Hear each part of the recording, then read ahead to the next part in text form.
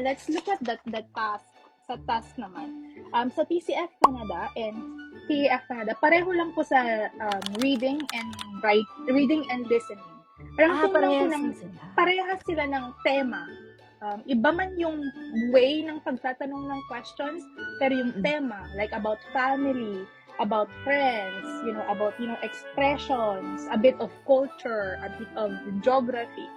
So, ganun po yung tema ng TEF Canada and TCF Canada. Pero sa mga mas advanced na part, mga contemporary issues about Facebook, about technology, about war, mga political issues, ganun na yung mga topics sa mas advanced na part. Pero same lang sila ng tema.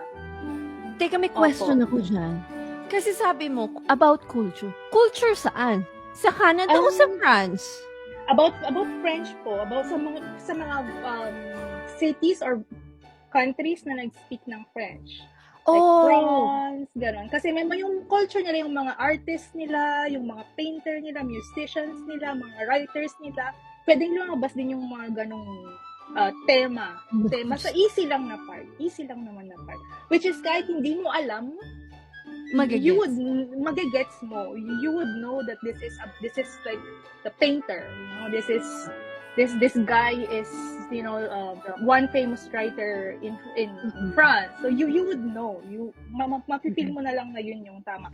Or like for example, Ottawa and Montreal are blank in Canada. So alam mo na city sila sa Canada. Like a bit of basic culture and geography, ganun po. So same lang sila sa reading and sa listening.